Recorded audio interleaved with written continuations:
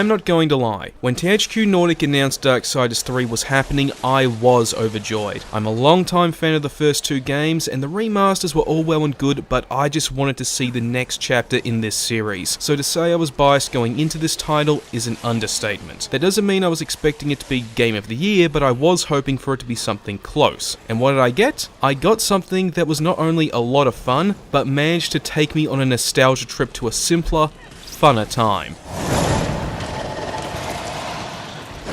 Now, Darksiders 3 is yet another prequel taking place after the opening of 1, but before the events of 2, and it focuses on the adventures of Fury, who has been tasked with exploring the ruined Earth to re-imprison the 7 deadly sins. But just like the previous games, it's revealed that there's something more going on than meets the eye. So far, so standard, but I won't deny it was disappointing to find out we were getting another prequel to the first game. But at least it was interesting to see a devastated Earth just after it's been reshaped by the apocalypse, even if what we see is centered around one city. As for the protagonist, as far as the Horsemen go, Fury is simultaneously the most unique and generic. Her personality falls into the trope of borderline lesbian action heroine that kicks ass and don't need no man, which I must confess is actually a breath of fresh air compared to War and Death, who came off as rather flat, badass heroes that only 13-year-old boys would find to be deep characters, whereas Fury showcases significantly more emotion, which combined with an earnest presentation makes her feel more like a well-rounded character rather than just a straight-up trope.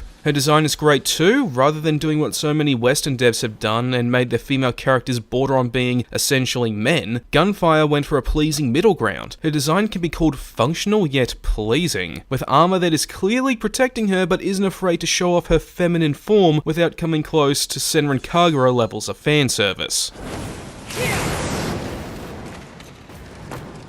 Now, anyone who's put any time into the Darksiders series knows that each game takes what other games have done and puts their own spin on them. 1 was basically Zelda crossed with Warhammer, 2 added open worlds, loot, and Prince of Persia platforming, and 3 is no exception. If you follow the professional reviews, you know a lot of critics have criticised this game for copying Dark Souls, but I wouldn't put much faith in those claims for 2 reasons. The first being all their moaning over Sekiro being too hard, and the other is that the claims are a flat-out lie. At most, this game has elements of Dark Souls, like enemies being tougher and requiring forethought, but even then, if you know what you're doing, running in guns blazing is still a valid tactic thanks to Fury's whip, and I don't exactly recall that ever being a viable tactic in any of the Soulsborne games.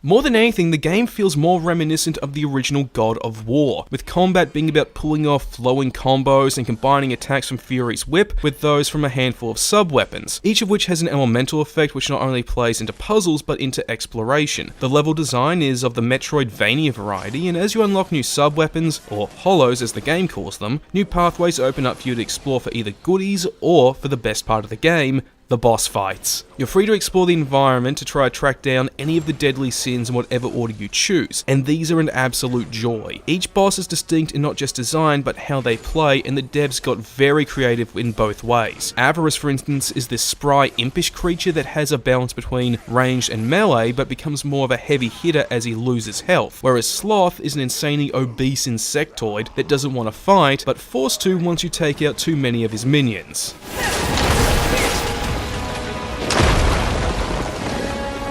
However, thanks to the game taking cues from God of War, it does suffer from a glaring problem. It feels dumbed down. With the removal of just about everything 2 added and the original Zelda setup, there was no way the game could feel any different, with RPG mechanics replaced with light mechanics, and the loot gone entirely. Then there's the technical issues I endured while playing. I played the PS4 version and it regularly suffered from stuttering and frame rate issues that thankfully weren't regular enough to break the game, but were regular enough for me to fear that the game might crash at any minute.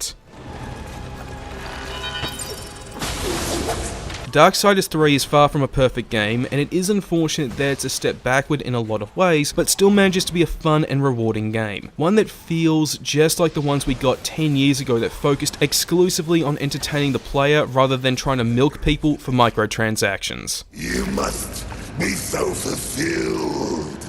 What change do you think killing me will enact on this sad crusade? Are you begging?